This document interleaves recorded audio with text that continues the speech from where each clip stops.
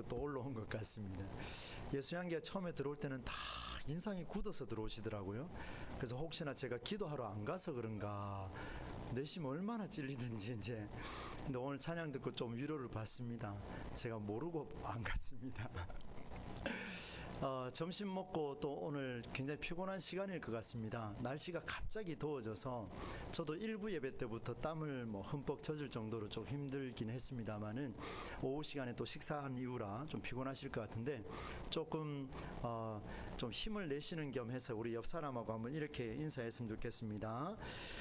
이렇게 인사합시다.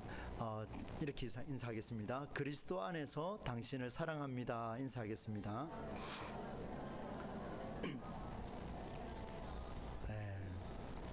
기왕 하시는 거 좀 웃으면서 합시다. 식사하실 때는 다 환하게 식사하시던데 한 번 더 하겠습니다. 그리스도 안에서 당신을 사랑합니다.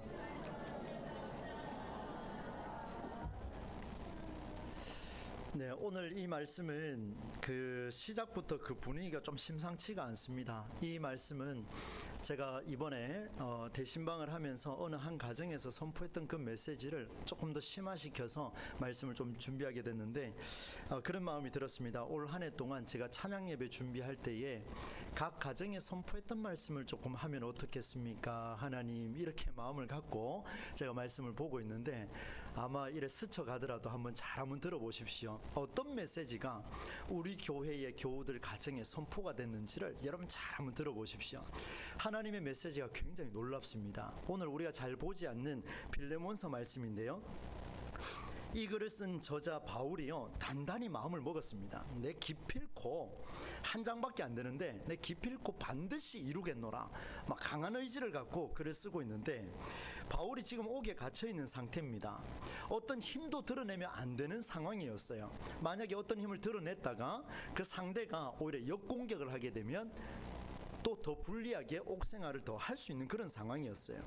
어쩌면 무슨 일이든 조용하게 처리하거나 침묵하는 일이 현명할진데 바울은 그렇지 않고 오히려 더 강하게 글을 쓰고 있는 것이 느껴집니다.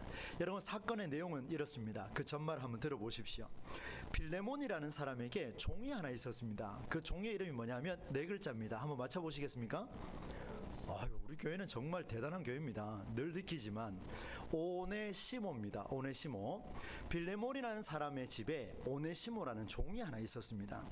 그런데 이 종이요, 주인을 잘 섬기다가 어느 날 주인이 가지고 있는 소유를 가지고 도망갑니다. 조금 쉽게 이야기하면 튀었습니다.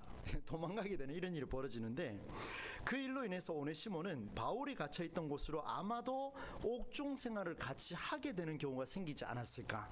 성경의 내용은 없습니다. 상당히 많은 학자들이 그렇게 추측을 하고 있습니다.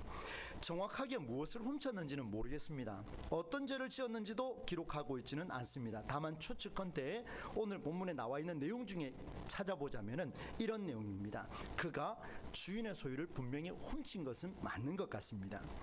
여러분, 종이 주인의 그 소유를 훔치고 난 뒤에 주인을 피해서 도망가게 되면요, 당시 로마법에 따르면 주인을 버리고 도망친 종은 사형에 처할 수도 있었습니다. 어떤 형이라고요? 여러분, 우린 주님 앞에 종인데요, 도망가지 마십시오. 죽을 수도 있습니다. 예. 여러분 한번 보십시오. 오네시모가 지금 도망친 노예입니다. 종입니다. 언제든지 잡히기만 하면은 사형에 처할 수 있는 로마법에 근거하여 불안에 떨고 있는데, 여러분 얼마 전에 주말 드라마 중에 그런 드라마가 있었습니다. 제가 한번 옥시 땡땡땡 그러면서 한번 설명한 적이 있었죠, 그죠? 보신 분은 잘 아실 겁니다. 그 1편을 괜히 봐가지고 16부작까지 다 보게 됐지 않습니까? 너무나 즐겁게 봤는데 그 16부작으로 방영된 옥시 부인전이라는 그 이야기가 있습니다. 이런 이야기를 해야 조금 덜 좋으실 것 같아서 제가 말씀을 드립니다. 옥시 부인전이란 이 내용이 뭐냐면요, 어느 날 양반집에 한 종의 가정이 있었습니다. 종도 있죠, 그죠? 아이를 낳고 하면 계속 종이 되지 않습니까? 그 양반집에 종으로 살았던 이름이 뭐냐면 구덕입니다. 구덕이 뭔지 아세요? 본 적 없습니까? 예, 사람의 이름을 구덕이라고 지으면 됩니까? 안 되지 않습니까? 화장실에 옛날에 그 가면 나오는 거 있지 않습니까?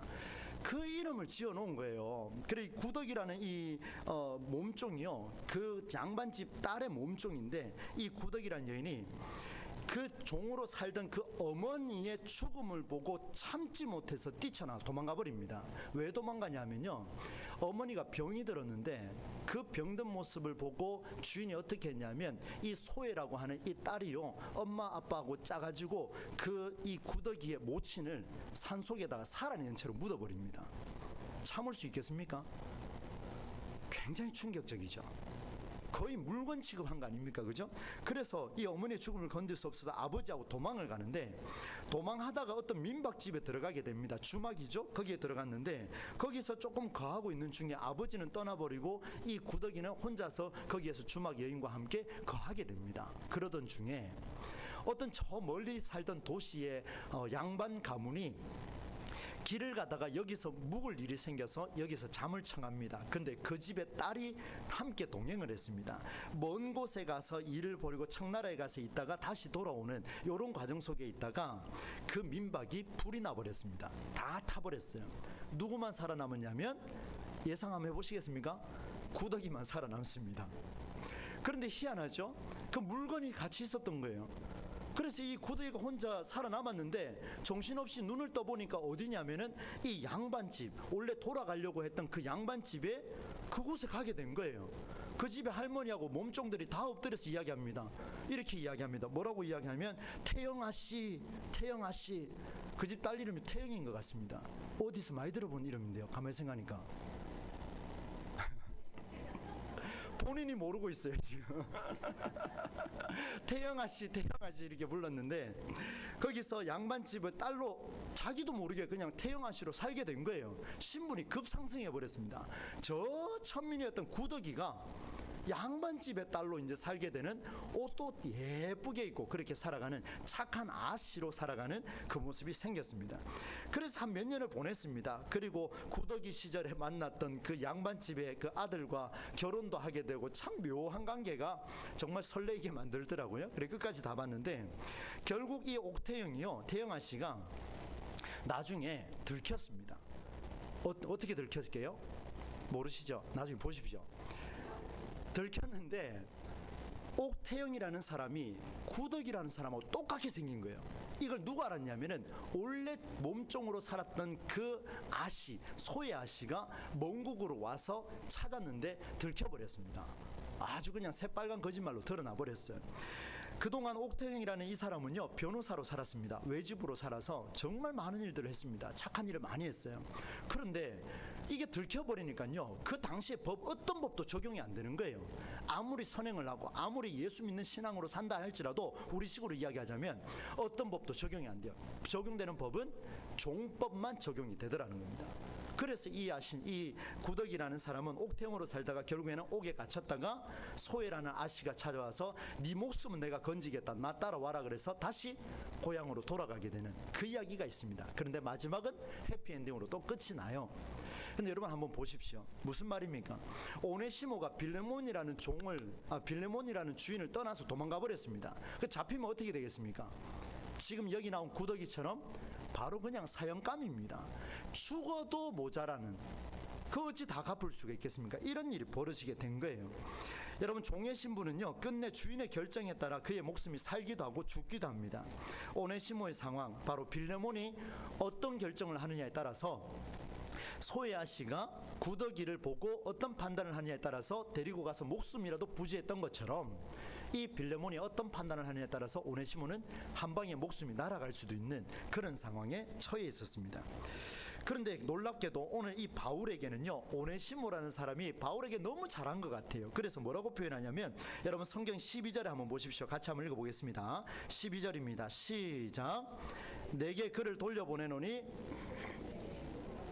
바울이 빌레몬에게 내가 오네시모를 돌려보내주겠다 편지를 쓴 거예요. 돌려보내주는데 그는 내 심장이라, 내 신복이라 이렇게 표현하고 있습니다. 근데 내 심장과 같으니까 빌레몬아, 너 받아줄 수 있겠느냐?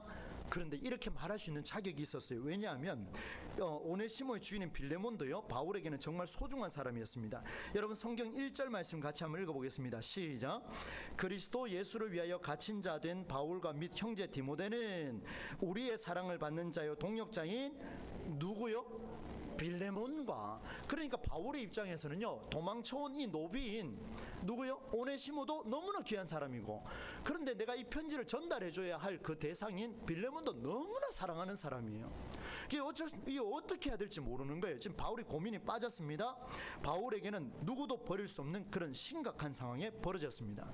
그런데 바울은요, 놀랍게도 이 문제를 하나씩 풀어가고 있습니다. 그는 빌레몬과 오네시모 사이에서 어떻게 해야 할지를 고민하고 결단하게 되는데, 오늘 설교 제목처럼 중재자의 역할을 감당하고 있습니다. 그의 놀라운 지혜를 오늘 제가 여러분과 함께 나누면서 그 지혜를 우리가 한번 하나님의 말씀으로 한번 받으면 어떻겠습니까? 바울은 먼저 빌레몬에게 자신이 어떤 마음으로 펜을 들게 됐는지, 내가 너에게 어떤 마음으로 편지를 썼는지를 그 마음을 표현하고 있습니다. 이렇게 표현하고 있습니다. 빌레몬아, 내가 너에게 그리스도 안에서 강하게 권면하거나 마땅한 일이라고 책임을 물을 수 있는데도 불구하고 그렇게 하지 않겠다. 내가 너에게 이렇게 강하게 말할 수 있는 힘이 있는데 나 그렇게 말하지 않는다. 오히려 나는 이 문제, 무슨 문제입니까? 빌레몬 너의 문제와 너의 종 오네시모와의 둘 사이의 문제를 나는 사랑으로서 너에게 권하고 싶다. 9절 말씀에 도리어 사랑으로서 간구하노라, 이렇게 표현하고 있습니다. 한번 따라서 하겠습니다. 사랑으로서. 네, 한 번 더 하겠습니다. 사랑으로서. 지금 막 잠 오는 시간이니까요, 초집중해서 한번 해봅시다. 한 번 더 합시다. 사랑으로서. 내가 나이가 많이 들었지만 주를 위해 살다가 옥에 갇힌 상황에서 만난 오네시모, 바울이 설명합니다. 내가 너에게 사랑으로서 내가 간구하는데 내가 만난 이 오네시모라는 사람이 어떤지를 내가 설명해 주겠다. 그렇게 네 가지를 설명하는데요, 여러분 10절 말씀에 보면 오네시모는 바울이 뭐라고 이야기하냐면, 갇힌 중에서 어떤 사람? 내가 낳은 아들이다. 내 신복과 같은 존재인데 내가 낳은 아들과 같다. 그 다음 11절 12절에 보니까 뭐라고 기록하고 있냐면은, 전에는 쓸모없는 사람이었는데 무익했는데 이제는 나와 너에게 어떻게 한다고요? 유익하다. 오, 이제는 너에게 유익할 거다. 분명히 내가 지금 보증한다. 이렇게 이야기를 했습니다. 어느 정도냐면 이 오네시모를 내가 내 옆에 두고 나를 시중들게 하고 싶을 정도로 내가 너무 귀하게 생각한다. 빌레몬아, 너한테 잘할 거야 라고 이렇게 말한 거예요. 그리고 난 뒤에 뭐라고 이야기하냐면, 당신이 승낙하지 않으면 나 하지 않겠다, 이렇게 이야기합니다. 여러분 잘 보세요. 14절입니다. 같이 한번 읽겠습니다. 시작. 다만 내 승낙이 없이는 내가 아무것도 하기를 원하지 아니하노니 이는 너의 선한 일이 억지같이 되지 아니하고 자의로 되게 하려 함이라. 오, 신기합니다. 여러분 기억해 두세요. 그 다음 세 번째가 뭐냐면요, 앞으로 영원히 그대가 종을 데리고 있게 하려는 특별한 하나님의 이유가 있지 않겠냐, 이렇게 이야기했어요. 마지막 네 번째는요, 사랑받는 형제로 그를 맞이해잖아. 나 바울 빌레몬 너에게 가면 너 나 사랑하지? 나를 맞아주는 것처럼 너의 소유를 갖고 튀었던 이 종을 받아주면 안 되겠니? 이렇게 이야기를 한 겁니다. 바울이요, 이렇게까지 말한 이유가 있습니다. 이제 여러분 주목하셔야 합니다.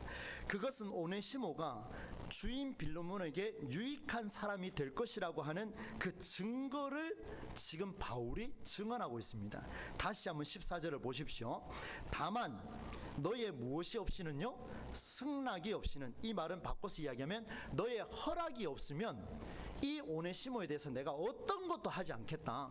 네가 허락만 해라. 그러면 내 옆에 신복으로 두든 너에게 돌려보내든 그렇게 하겠다. 허락해달라. 이렇게 이야기를 했습니다. 사랑하는 여러분, 한번 보세요.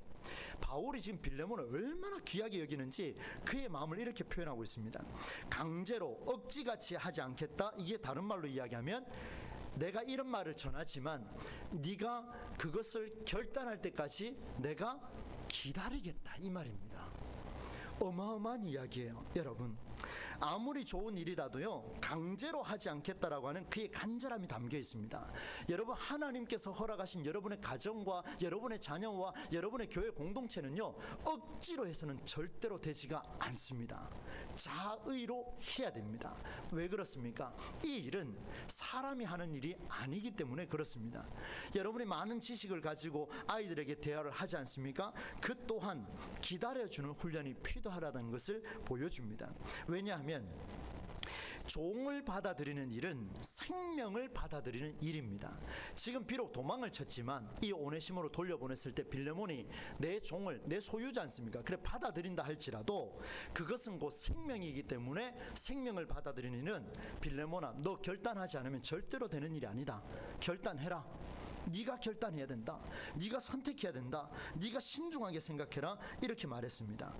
여러분, 우리는 나름대로의 힘을 갖고 있습니다. 나의 강력한 지도력을 발휘하고 싶을 때가 있을 것입니다.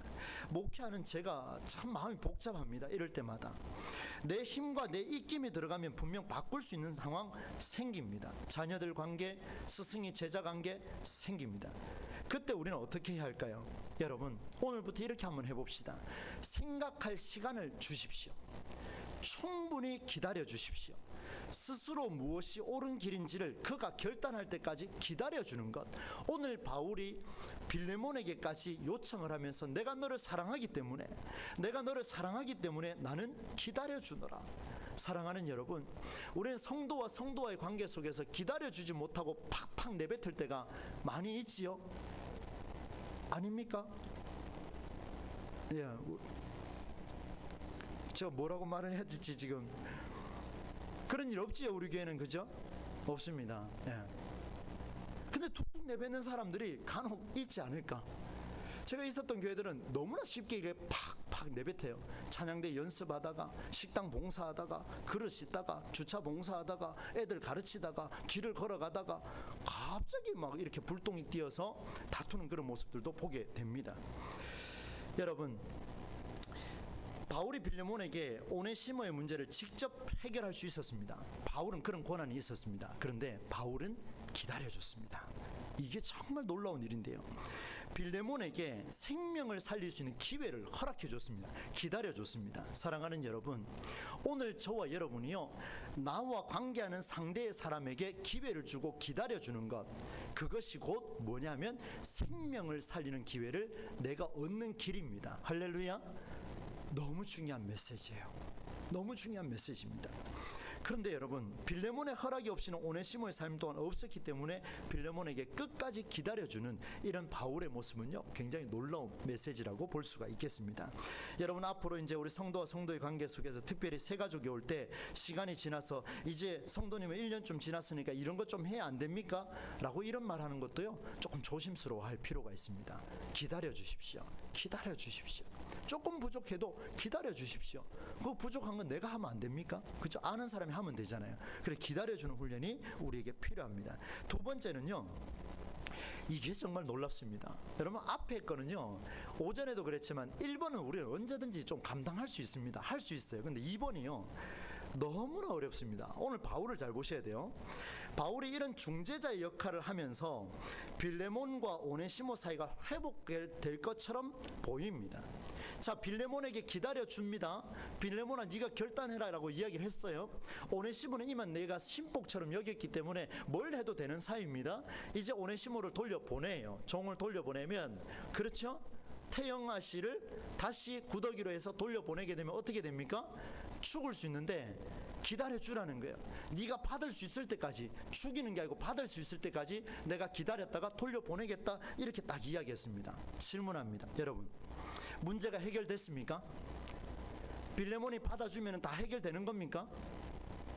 해결되는 거 아닙니까? 받아주면 종은 종대로 살고 주인 주인대로 살면 되잖아요. 그런데 여러분, 잘 보셔야 됩니다. 주인이 용서하면 오네시모는 문제를 해결받게 됩니다. 맞나요? 아닌가요? 주인이 용서하면 해결되잖아요. 그런데 반대로 주인 빌레몬은 그의 종 오네시모로 인해서 잃어버린 소유가 있었는데 찾아졌습니까? 못 찾았습니까?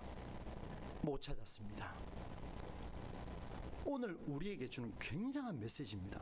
여러분, 종은 주인이 용서하면 해결됩니다. 혜택을 입는 거죠. 그러나 주인은 종이 훔치고 달아난 그 소유를 어떻게 썼는지 모르지만 돌아왔을 때 그 소유가 없으면 어찌할 겁니까? 잃어버린 거 아닙니까? 손해본 거잖아요. 여전히 손해본 거잖아요. 제가 한 예를 들어보려고 합니다. 모든 문제가 해결된 것 같지만 해결되지 않았습니다. 제가 한번 그런 이야기를 드린 적이 있었던 것 같습니다. 긴가민가해서 다시 한번 말씀드리는데요. 저에게 여동생이 둘이 있습니다. 몇 명이라고요? 네, 둘입니다. 잘 기억해 두세요. 저희 집 애가 둘 있습니다. 몇 명이라고요? 네, 꼭 2입니다. 2. 3이라고 이야기하시면 안 됩니다. 왜 그러냐면 제 여동생 둘 중에 하나는 결혼을 하지 않았습니다. 아마 이 영상을 보고 있을지도 모르겠는데 오빠가 왜 저럴까 또 이런 생각 할지도 모르겠습니다. 서울에서 혼자 살고 있습니다. 나이는 지금 45, 46 이렇게 됩니다. 너무 많은 걸 이야기하는 것 같습니다. 제 여동생이요 20대 때 교회에서 정말 신앙생활을 열심히 하는 한 여집사님에게 황당한 일을 겪었습니다. 누가 봐도 그 여집사님은 굉장히 신앙이 좋았습니다. 기도해도 열심히 하고요, 봉사해도 열심히 하고요, 뭘 해도 열심히 했습니다. 밥도 얼마나 많이 사주는지 저도 많이 얻어먹었습니다. 하루는 이 열정 있는 여집사님이요 구미에서 여러분 이야기하면 금방 찾아갈까봐 겁나서 제가 얘기를 하진 않는데 그 기역 들어가는 유치원을 이제 인수를 했습니다. 근데 유치원 크기가 작지가 않아요. 굉장히 큽니다. 너무나 큰데 동생이 유치원 교사를 하면서 그곳에서 같이 일을 했습니다. 유아교육과를 출신했기 때문에 지금도 어린이집에 다니고 있는데 동생이 유치원 교사를 하면서 저희 집은 인감 증명서를 떼주는 이런 일은 해본 적이 없기 때문에 그냥 주민등록 등본 떼는 줄 알고 제 여동생도 인감 증명서를 떼서 그 유치원 원장에게 줬습니다. 이유는 보증을 서기 위해서. 근데 차를 사는데 제 여동생의 인감 증명서를 넣어가지고 차를 구매를 했습니다. 문제는 유치원이 활성화되지 않으니까 결국 스티커가 붙게 됐고 온데 다 빨간 딱지 다 붙고 차에도 붙었습니다. 보증 섰던 교사들은 다 눈물로 호소했습니다. 그 중에 제 여동생도 있었습니다. 이 사건을 계기로 거의 도피하다시피 서울로 혼자 올라가서 고시원부터 생활해서 지금까지 20년 넘게 살고 있습니다. 생각하면 가슴이 메어옵니다. 그런데 그때 그 교회에 제가 몸담고 있었으니까요. 그 담임 목사님이 저의 부모님을 불렀습니다. 저희가 관리 집사님이셨으니까. 이렇게 말씀하셨어요. 집사님, 교회는 사랑의 공동체입니다. 집사님 따님이 그런 일을 겪었지만 용서하는 게 하나님 뜻입니다. 여러분 그때 당시에요. 억은 아니고요. 저희 집 돈이 없기 때문에 이 정도면 거의 집안 파탄하는 거하고 똑같습니다. 돈이 어디 있습니까? 그 목사님이 그런 말씀하셨어요. 맞지요? 맞지요, 여러분? 교회는 사랑하는 공동체 맞습니까? 아니라 그러면 안 됩니다. 지금 맞다고 하셔야 돼요. 교회는 사랑하는 공동체입니다. 그렇죠? 잠을 깨기 위해서 한 번만 더 고면합시다. 사랑합니다. 축복합니다. 인사 한번 합시다. 사랑합니다. 축복합니다. 여러분 이 집사님을 용서하라고 했을 때 저희 아버지도 화가 났고 어머니도 화가 났고 들었던 저는 충격에 빠졌습니다. 이게 교회인가? 목사로서는 그렇게 할 수밖에 없었다 싶었지만 잘 들으셔야 돼요. 우리가 맞는 말을 할 때 특히 조심하셔야 됩니다. 무슨 말인가 하면 이 목사님은 두 가지 실수를 범했습니다. 하나는 당신의 권위로 직원의 상황을 무시하고 당신의 결단을 성서의 권위를 가지고 선언해버렸습니다. 이 말이 무슨 말인가? 직원을 불러서 내 밑에 직원이니까 하나님의 말씀이 이런 거야 라고 이야기하고 당신은 내 말을 들으시오. 자기의 권위를 하나님의 말씀으로 덮어 씌워버렸습니다. 용서해라. 용서 안 하면 교회가 문제가 생기니 용서해라. 강한 명령이었습니다. 정말 듣기 싫은 명령이었습니다. 또 하나의 실수는 용서하면 다 끝나는 것처럼 말했습니다. 그러나 문제는 해결되지 않았습니다. 그 집사님은 용서받았을지는 몰라도 저희 집은 위기에 처했습니다. 한쪽은 용서받으면 자유할지 몰라도 용서해야 하는 자에게 큰 액수는 감당할 수 없는 충격이요. 그 충격은 아직까지도 제 여동생이 서울에서 혼자 살아야 하는 그 충격으로 남아 있습니다. 무슨 말입니까? 사랑하는 성도 여러분, 우리는 중재자의 역할을 하는 것 굉장히 중요합니다. 바울이 빌레몬에게 아직 남은 문제를 해결할 방도를 제시했습니다. 그래서 놀랍습니다. 한번 볼까요? 여러분 18절 말씀을 같이 한번 읽어보도록 하겠습니다. 함께 읽습니다. 17절 18절입니다. 같이 읽습니다. 시작. 그러므로 네가 나를 동력자로 알진대 그를 영접하기를 내게 하듯 하고 영접하는데 누구에게 하듯 하고요? 내게 바울에게 하듯 하라. 그 다음 18절로 읽겠습니다. 시작. 그가 만일 너에게 불의를 하였거나 너에게 빚진 것이 있으면 그것을 내 앞으로 계산하라. 엄청난 메시지가 선포됐습니다. 사랑하는 성도 여러분, 기독교인의 정신이 여기서 나오는 거예요. 말 잘한다고요? 옳은 말 한다고요? 바른 길 간다고요? 웃긴 소리 하지 마십시오. 이 정도 되지 않으면 그리스도인이라고 말하기도 부끄러운 줄 알아야 됩니다. 왜 이렇게 제가 말씀을 드립니까? 여러분, 숨어있는 소리가 들립니까? 바울이 이렇게 이야기했습니다. 빌레몬아, 너가 오네시모를 용서하면 오네시모는 용서를 받지만 이 아이가 돌아갔을 때 네가 내게 훔친 것을 되돌려 주지 않으면 너는 상처받을 것이다. 그런데 그거 내가 갚으마. 그러니 오네시모를 용서해 주라. 저는 그 목사님이 이렇게 하셨다면 목사님 괜찮습니다. 용서하겠습니다. 목사님 정말 멋진 분이십니다. 이렇게 말하지 않겠습니까? 지금도 저는 그게 한이 맺혔던 것 같습니다. 여러분, 그리스도인의 삶은 이 정도로 돼야 됩니다. 둘 사이의 문제를 중재할 수 있는 권한을 가지려고 한다면 적어도 양쪽 다의 문제를 해결해 줄 수 있는 능력을 갖추어야 됩니다. 적어도 양쪽 다 무슨 문제를 갖고 고민하고 있는지를 정확하게 파악할 줄 알고, 한쪽이 할 수 없으면 내가 그것을 갚아주겠노라. 내가 돈이 없으면 내가 그걸 갚아줄 테니 이 아이를 용서해 주라. 사랑하는 성도 여러분, 우리 동부제일교회에 수많은 문제가 앞으로도 일어날지도 모르겠습니다.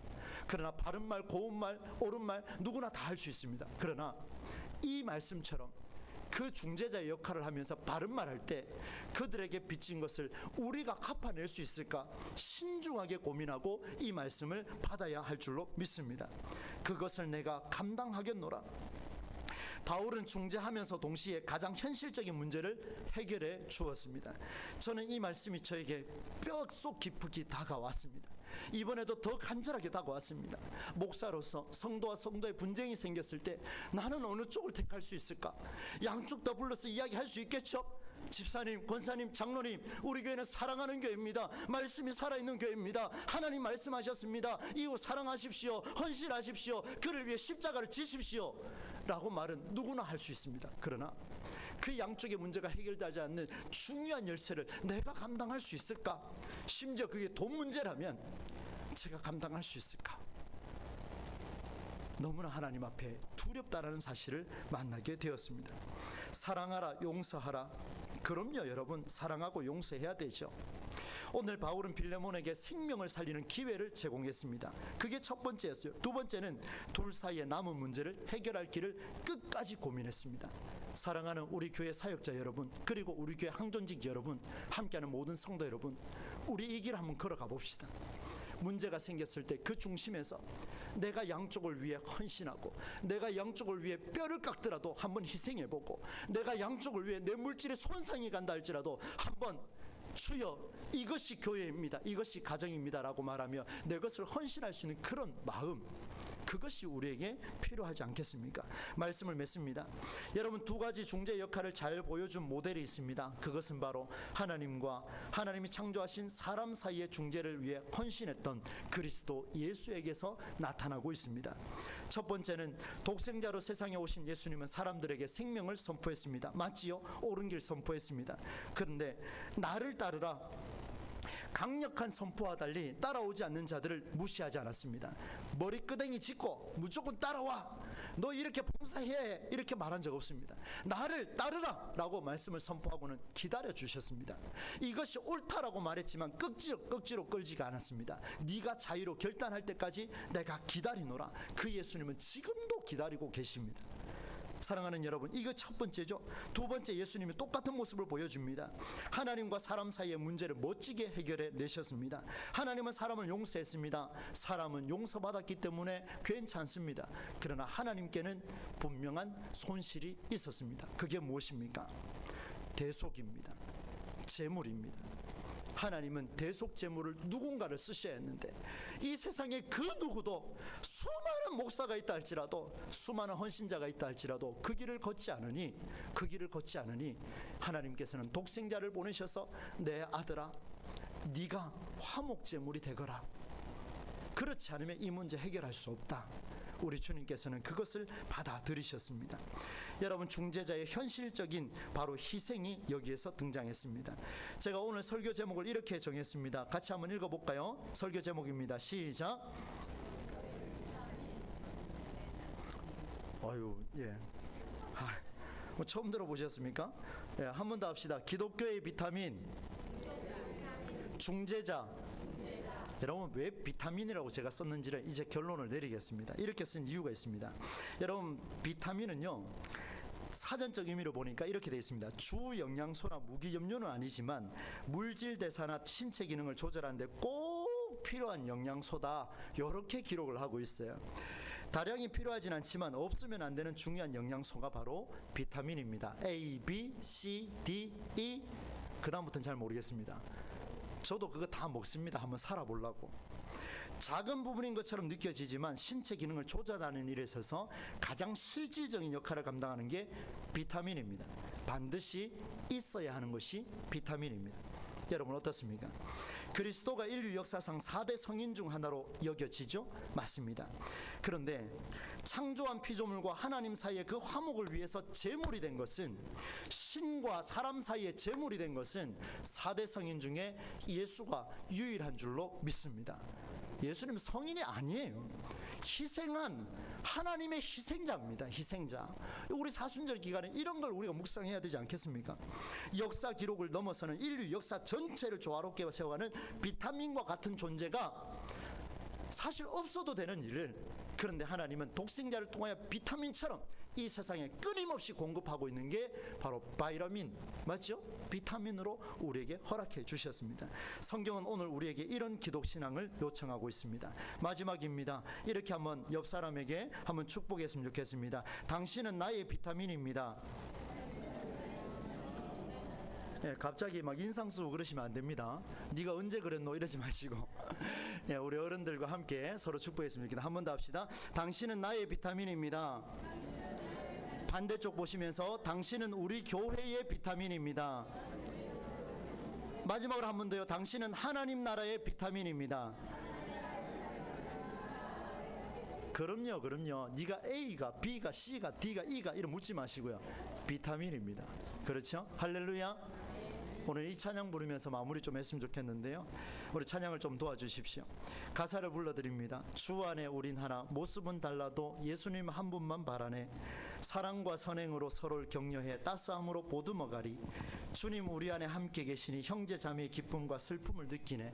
여러분, 중재자가 이걸 느껴야 돼요. 너 안에 있는 주님 모습 보내. 중재자 안에 희생하는 그리스도가 나타나야 될 것입니다. 주님 우리를 통해 계획하신 일, 부족한 입술로 찬양하게 하신 그 일, 주님 우리를 통해 계획하신 일, 너를 통해 하실 일 기대해. 비타민입니다. 할렐루야. 이 찬양 우리 마음으로 한번 고백했으면 좋겠습니다.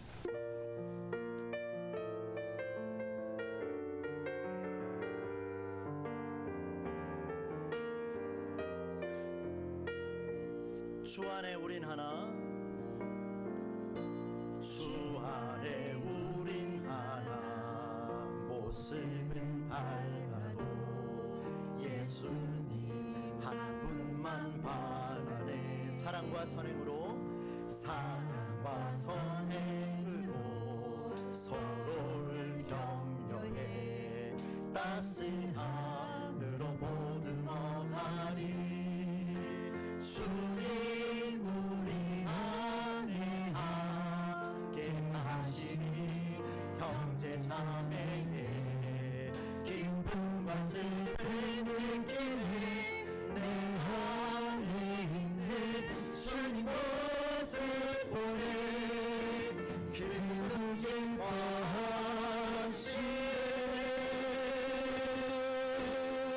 주님 우리를 통해 주님을 통해 계획하신 부족한 입술로 찬양하게 하시네. 주님을 통해 계획하신 너를 통해 하시네.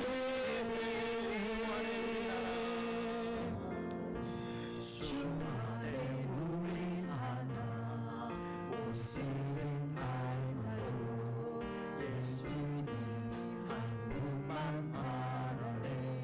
사랑과 선행으로 사랑과 선행으로 서울 영도에 따스함으로 옆 사람 축복하면서 한번 고백합시다. 주님 우리 안에 주님 우리 안에 함께 하시니 형제자매의 기쁨과 슬픔 느껴하니 내 안에 있는 주님 모습 보내 기쁨 기뻐하시네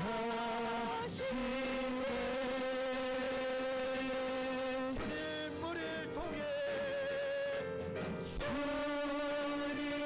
우리 통해 계획하시니 부족한 있으로 찬양하게 하시니 주님 우리 통해 계획하시니 너를 통해 하시는 기도해 너를 통해 하시는 너를 통해 하시는 너를 통해 하시는